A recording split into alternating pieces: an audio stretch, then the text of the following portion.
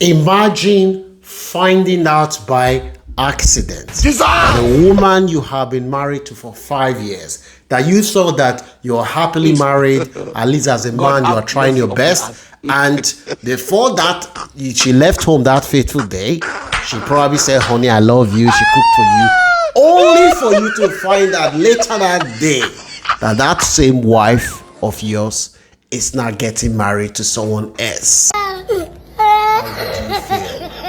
That is exactly what happened to this brother, who is now gone ballistic.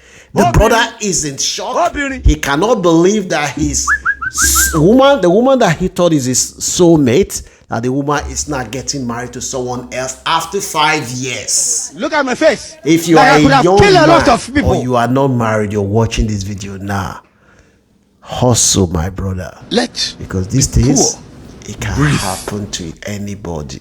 If you don't have money, especially you're dating a woman from African woman, not all, but most of them, if you don't have money, you are just a piece of paper.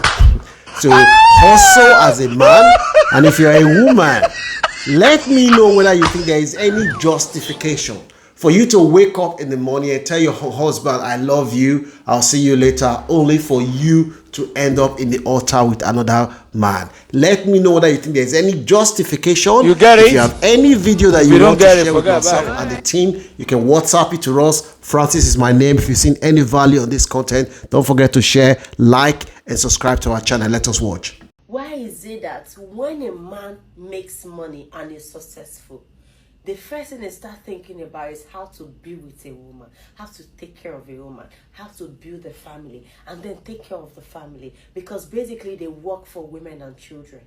But when a woman makes money and becomes successful, the first thing she will say is, I don't need a man. This beautiful lady is asking a very valid question. What she is saying in that video is that the moment a woman makes money, she says, I'm not independent, I don't need a man in my life, I can do everything. And some women will even say, oh, I don't even need to have a baby with a man, I can get surrogate baby and all this stuff. And when a man makes money, the first thing he's thinking about is, I want to have a family, I want to have a good wife, and I want to have everything.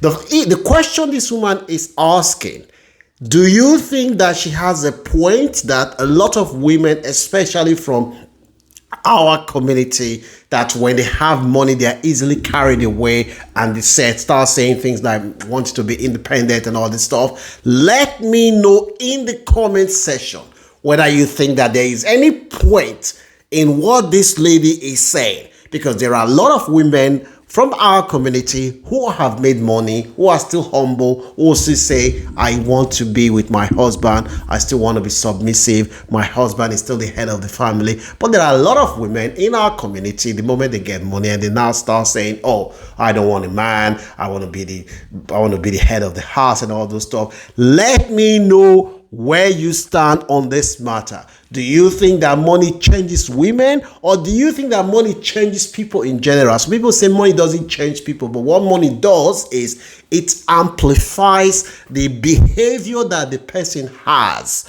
which was hiding because they didn't have money. The moment they have money, money will now bring out the true color of the individual. Don't forget to give this video a like, share with anyone. Let me know in the comment section whether you agree with this lady. Let us listen to this beautiful lady again. Can somebody help me make sense of it? Why is it that my gender will say they don't need a man the minute they start making money? So are you telling me that the only value you have for a man is because of money? So I've been in Nigeria for like a week and a half now. And I've been meaning to make videos about almost everything. But I think the one thing that stands out for me is the reception here. I am amazed at the warmth that I have received ever since I got to this country. It even almost kind of makes me feel guilty, because I know that Nigerians in South Africa don't receive this kind of reception. Immediately people know that you're Nigerian, They become suspicious. They they even don't give you the like sort of decency. Immediately they know you're Nigerian. The way foreigners are treated in South Africa it's embarrassing.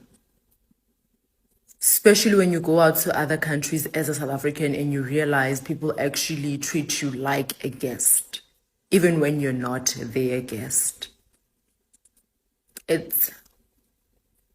South Africans need to travel more. South Africans need to go to other countries, especially African countries, to see how people are warm, welcoming in their own countries. And I'm not going to say that there's not a lot of things that is wrong in this country. There's a lot, right? And there's a lot of things that are wrong in South Africa too. But it's the people. It's the reception you get. It's amazing. South Africans can learn a lot from traveling. Get out of your country. I feel like South Africa is fast becoming the United States of the world. It's becoming the United States of African countries, feeling like, it's the best thing after sliced cake. Because the way we treat other Africans in South Africa is embarrassing. It's really embarrassing. When I got here, did not expect that people would be so respectful, so welcoming, so warm, so receptive. And when I saw that, I'm like, I was embarrassed, honestly, on behalf of all South Africans. I know that not all South Africans are xenophobic. I'm not xenophobic, but according to this South African lady, South Africans are closed-minded because they don't travel, and majority of South Africans are xenophobic. Now, if you are a South African, let me know whether you think that majority of your countrymen and women, they are closed-minded, they are xenophobic, and I would describe the situation as a child who has never left his father's living room. The child thinks that his father's sofa, the father's bed and all this living room is the best. But the more the child goes to other people's homes, he realizes that, oh, my father's living room is not as good as I thought it was. So let me know in the comment section whether you think that this lady is right as a South African to apologize for the conduct of South Africans, and whether you think South Africans are xenophobic. Don't forget to smash the like button and subscribe. Leave your comment in the comment section. I know a large majority are. We can do better.